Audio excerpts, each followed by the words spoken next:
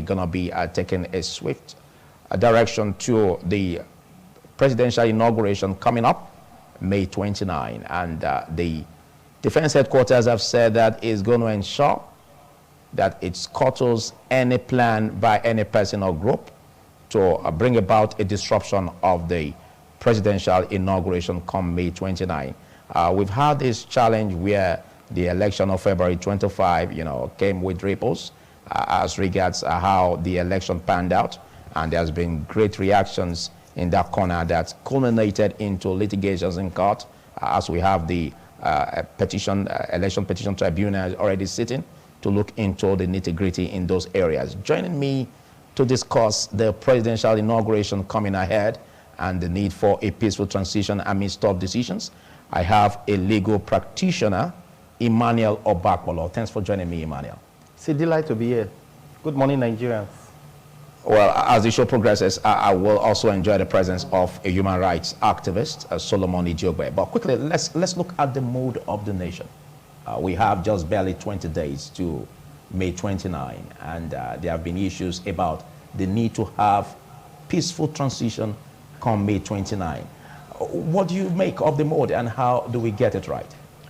The mood speaks for itself, and it goes to tell the whole world that the just concluded general elections, particularly that of the 25th February 2023, did not meet the aspiration and wishes of Nigerians. Of some Nigerians, you mean? Nigerians. Because the umpire, the Independent National Electoral Commission, gave Nigerians a lot of hope with regards to the presidential elections of the 25th of February 2023. Mr. Philip, this democratic dispensation started 29th May 1999, and Nigerians have witnessed one transition to the other since 1999. And in 2022/2023, most Nigerians who don't see the need to exercise their civic responsibility with special reference to the cast of their votes saw the need suddenly. And the germane question is, why did Nigerians, particularly the youth, come out en masse to ensure that they exercised their civic responsibility? It was because of the hope INEC gave to all of us. INEC made BVAS the solution to electoral fraud in Nigeria. And as such, Nigerians bought that insinuation, as the case may be, and believed INEC, until the same INEC who gave every one of us hope that the years, the epoch of electoral fraud is over, turned around to abuse the same hope they gave to us. All right, and Emmanuel dashed Obakpolo. it. All right, Emmanuel Obakpolo. We can continue to go back and forth on this. We've had Yes. a huge issues, a barrage of issues in that regard, and Nigeria seems to be exhausted already over these issues. But now litigations are already in court, and we have these litigations ongoing. We have the presidential election petition. Courts already are setting, making preparation for hearings. But let's look at the aspect where some persons or some group of persons, like the Igbo Patriotic Forum, was saying that the president shouldn't allow the president-elect, which is the standard bearer, of the All Progressive Congress, Bola Ahmed Tinubu, as declared by INEC, to be sworn in May 29. And again, there are issues about the Constitution, as regards to Section 135, subsection 1A, that speaks to the issue of the person occupying the office of the president should hold that position until his successor takes an oath in that same office. And they spoke to it that May 29 isn't cast in stone. May 29 isn't known to the Constitution as an exact day that the president-elect must be sworn in. And that, as we have just now, we have litigations ongoing. The government should wait until the last court, which is the apex court, affirm the winner of that election before it goes about swearing in. What do you make of this? What is the provisions of the Constitution? And as regards the 135 subsection 1A, what do you have to say in that regard? Can we say it's absolute for May 29 as the inauguration day for Nigerian president-elect? Quickly, the issues that have been raised have not been exhausted, and that is why the tribunal is there. It is the tribunal that will determine the end to all of these issues, and that is what Nigerians are patiently waiting for. That is an aside. Now,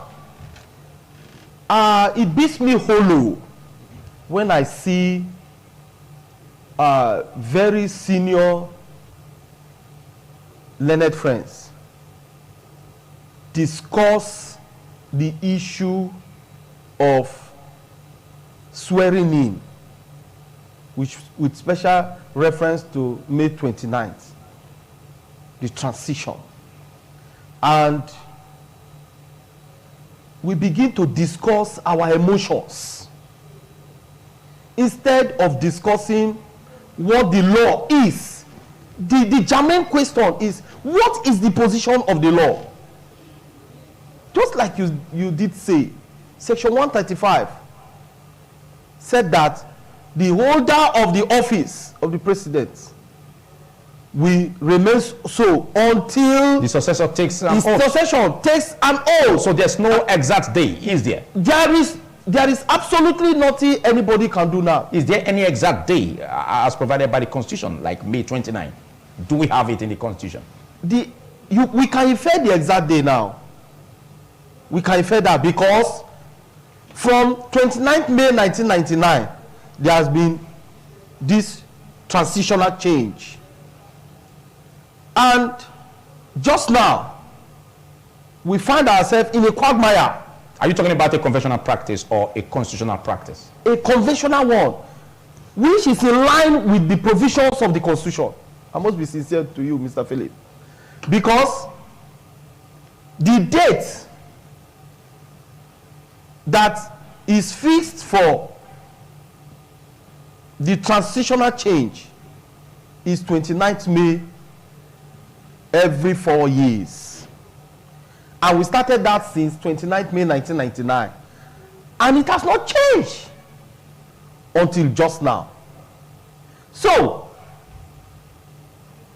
if we are to go by the provisions of Section 285, which provides for the setting up of tribunals to determine electoral matters, then hence the matters are already before the tribunals, then the swearing in cannot be truncated.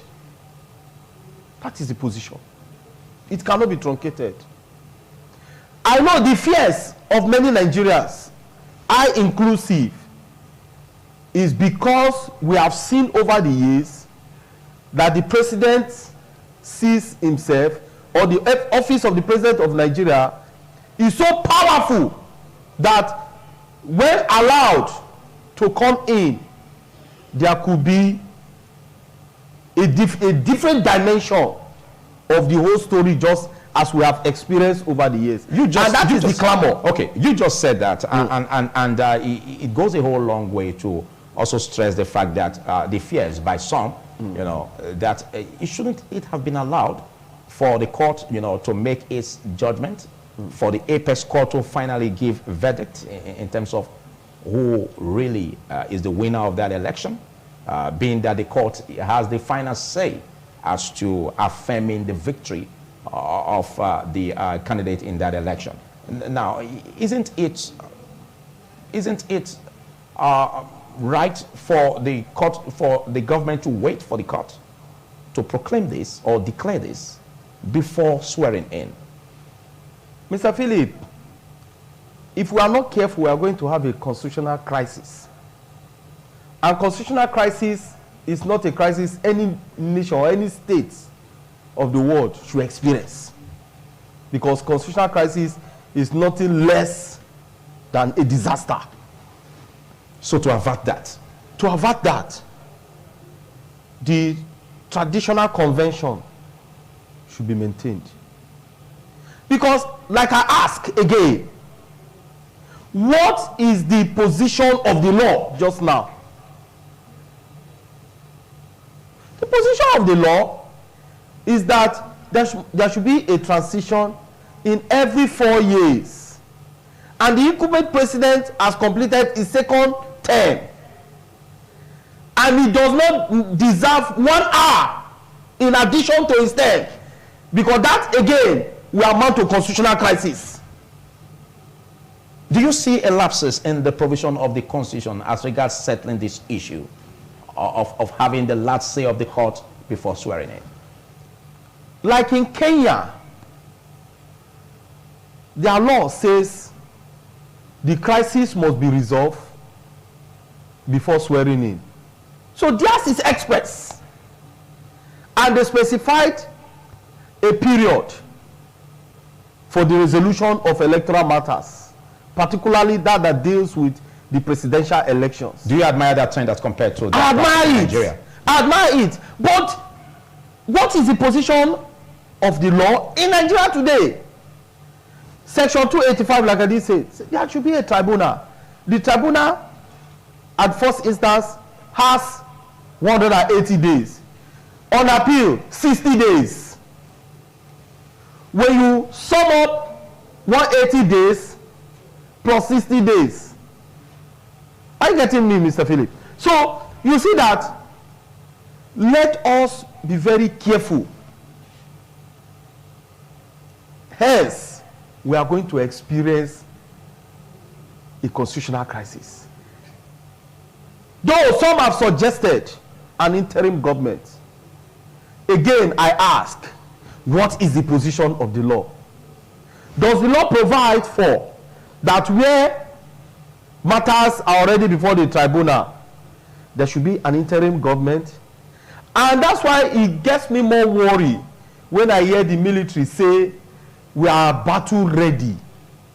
We are ready to deal decisively with any person that tries to truncate. The only people that have power to truncate a process of this magnitude are those who are making the noise. A civilian, a harmless civilian, come out. At once the civilians, the harmless civilian will protest and say, oh, our mandate has been stolen. But that's again the challenge. That's again the challenge, because if we look at the build-up, you know, even after the election, you know, the peaceful protests, though, we had in the streets of the FCT and some other regions of the country, you know, it also speaks to the need to guide those protests to make sure that it's not hijacked by miscreants or disgruntled elements, you know, that will bring about the ruination or chaos that you are trying to avert. And looking at that, don't you think the defense headquarters is in position to make sure that such plans are scuttled, and also to issue such warnings to serve as an advice to those who may be fermenting trouble in that regard? If there's any person that will truncate any system, are those in power. And also, we saw the EndSARS protests. The purported miscreants were sponsored by government. We're sponsored by those in power. Look, you don't have have statistics or evidences to show in that regard. I do. And I don't have the right panelists to discuss that with you. Hello? So just speak to the issue. I want to tell that The chloroquine bitter truth is this: harmless civilians who go on protests don't have the intent to cause crisis. The counter group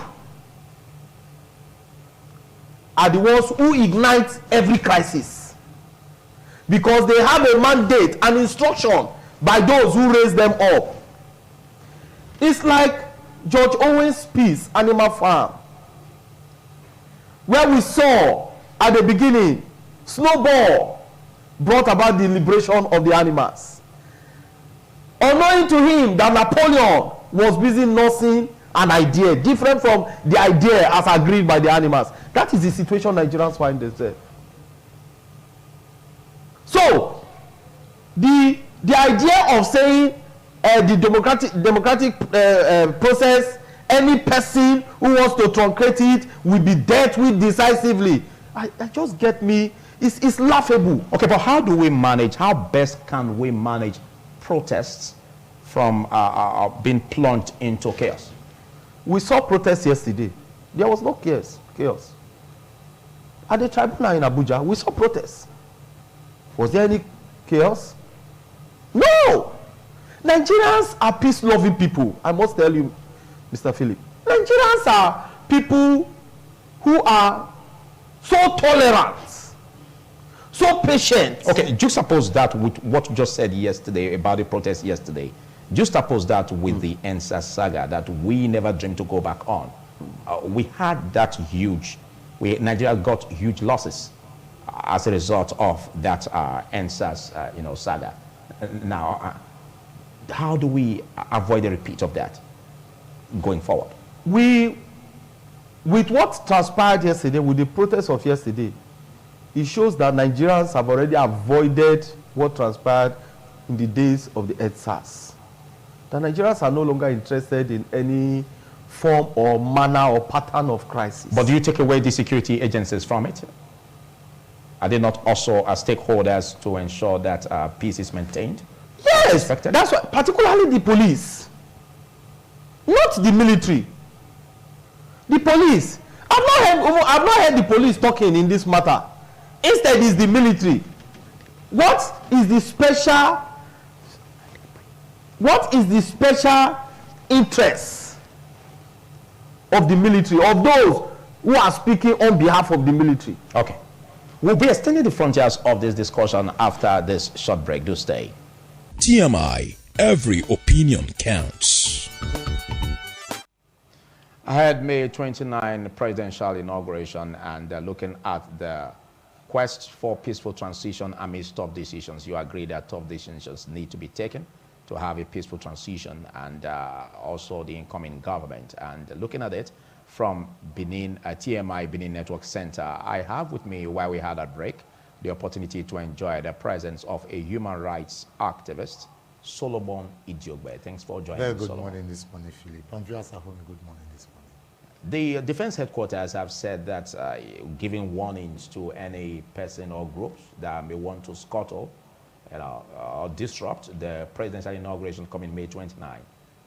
What do you make of the mood of the nation, and as regards the statement credited to the DHQ in that regard? All those are, for me, comments made that persons like Solomon Idugbe will refer to as giving a dog a bad name in order to hang it. Philip, who are those planning to disrupt the peaceful transition? Well enough, Nigerians just concluded the elections and they are sad. Nigeria is in a mourning state, if you like. Nigerians felt so disenfranchised. Nigeria felt so deceived, so bamboozled. Nigerians have seen Nigeria for the reality that Nigeria is not such a state you can rely on, with all due respect. You can't say that. You can't say that. I tell you why. We have a government, and in every facet of governance, there are challenges. We are not talking about challenge. We are talking about deliberate intentions to create problems that there are none. Philip, prior to the 2023 February elections, the Nigeria state was bubbling with hopes. The common man on the streets were happy. Happy that they were going to show to the Nigerian state that they have the powers to change the narrative. The Nigerian people trooped out en masse on the 25th day of February in this year, 2023. Only did they know that their hopes would be dashed. But all of this are being addressed in the court. Let me tell you, we'll go to court is a normal slogan now on the streets. And if you are not talking too fine, I'll tell you we'll meet on the street. Because I'll make some sarcastic comments and tell you we'll meet in court. And I'm sure you understand the meaning. It's not because we actually are going to meet in court, but because I want to be sarcastic to you.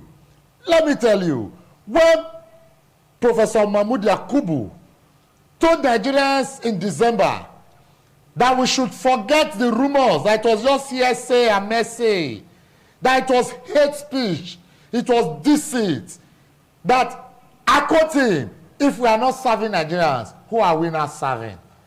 That the results will be uploaded every time via beavers, and you will use the archives from your respective homes. If you like sitting room, bedroom, if you like kitchen, if you like beer parlor, sporting center, betting centers, you will read and see the results every time. My brother, did you know what happened? Only the two results, skeletally, of course, were uploaded. Those of the House of Reps and that of Senate. The presidential election was withheld deliberately. And when the likes of Dino Melaye made comments trying to bring to the fore the facts that Nigerians are about to be disenfranchised, that fundamental issues be addressed, Professor Mahmoud Yakubu told us not to worry. These issues will all be addressed. Just allow us to read these results. Before we do the final collation of giving the final results, we will address the issues holistically. Okay. And then your issues and fears will be addressed. Okay. Before the Nigerian people, Professor Mahmoud Yakubu told us to go to court and announce. Let me tell you, that created a voter's apathy in the following election that took place in March.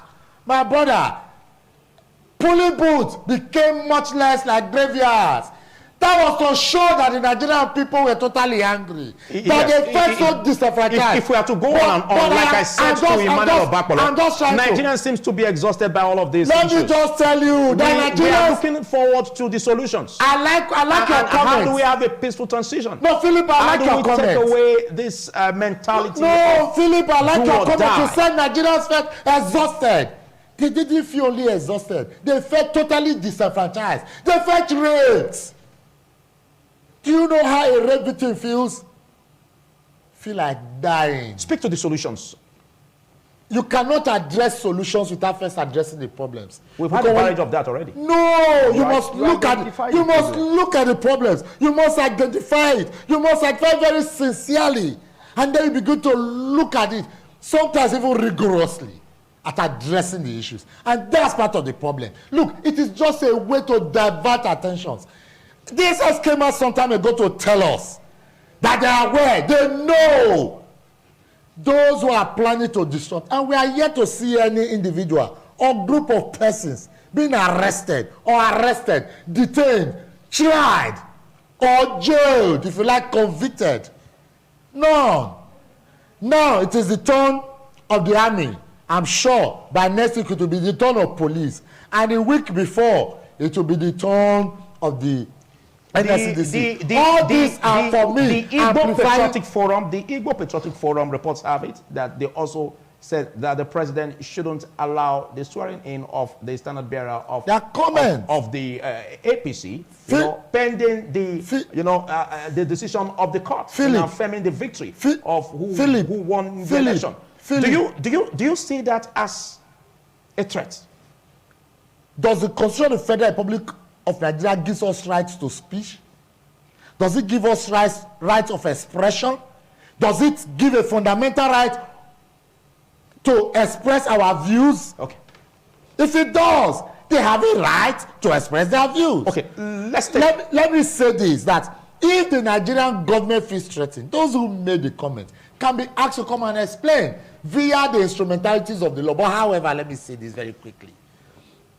That, like I had said earlier, that it's like giving a dog a bad name in order to hang it. Look, if the process of transition is not organized by the individuals on the streets, it's not organized by Philip Omo-Ogyukmo, neither is it arranged by ITV Benin or ITV Nigeria or even Solomon Idugbe. It's arranged by the federal government of this country. Let me tell you that on that day, unless you are invited, maybe you have not gone to the scene of transition. Unless you are invited, you can't get your way through. Okay. Because there'll be so many blockades. Now, you are talking about groups and associations. Let me tell you, it is because the Nigerian people have lost confidence in the arms. Wait, in the other arms of government. Let me tell you. No, you don't need to hurt me. If I tell you, if the judiciary have not turned themselves to a judiciary, Nigerian people will not be thinking that there will be issues. Because when you do this, for instance, the executive takes a decision, the legislative, who have obviously turned the legislative, are there to checkmate by way of looking at, reviewing. And then if there's a contention between these two arms, the third arm, which is the judiciary, comes to interpret the laws as it were. But as we speak, there seems to be a collaboration. There seems to be an act of betrayal. And as such, the Nigerian people are afraid, apprehensive of what may be. Otherwise, the issue of court has a specification. It has a specific date for which you must exhaust the issues, of course, before the swearing. Nigeria is going through a very fragile moment, and there is need to make sure that we keep the peace. Of course. Now I'll come back to you. Philip, take this as a parting word. Solomon. No, take this as a parting word. Peace is not the absence of tension. It is the presence of equity and fair play. It does not say that there will not be tensions. Okay, and as I see, there's no tension. Okay, Emmanuel Bakpolo, we have the need to keep our unity. We have the need to ensure that we tackle issues that seem to divide us, along ethnic lines, religious lines. And if a group is coming on a platform saying that the May 29 date, should be placed on hold, which, like what you've also addressed, a Nigerian government have been, conventionally following. Don't you see that as a threat that needs to be tackled? The threat has been there since 1914. The threat, the unity of Nigeria has been under gross threat since 1914. And we saw it magnificently manifested in this last administration. So Nigerians are tired of the whole situation. Mr. Philip, when a people don't have confidence in those who lead them, or don't have confidence in the instruments of government, there is problem. And that is what we are experiencing. That is what we are witnessing. Because the people of Nigeria no longer have confidence in the leadership of this country, in the instrumentality of government. You can't say the people of Nigeria. The people of Nigeria don't. You can't generalize. I am part of the people of Nigeria. What's the way forward? What's the way forward in 1 minute as we round off? Well, the way forward just now is for the judiciary to do the needful. And I have this confidence in the judiciary. If the facts and figures are brought before the courts, and the court evaluates those facts and figures, then the needful will be done. Okay, let's take your final conclusion on the matter. No, for me, it is just fair that the system of government should run systemically the way it should be. But what we have had over time is that individuals seem to be much more powerful than institutions in Nigeria. Let me tell you very clearly, the Nigerian people are reviewing. I've seen a lot of videos in recent times on social media and all of that, where people are now replaying comments made by different persons at different times, especially that of the APC presidential candidate who said it was his turn and that he will rule Nigeria and that you should take it, that nothing comes easy, that you should take it, snatch it, grab it, take it and run with it. And we saw all that manifested. Nigerians are aggrieved. Nigerians are grieving.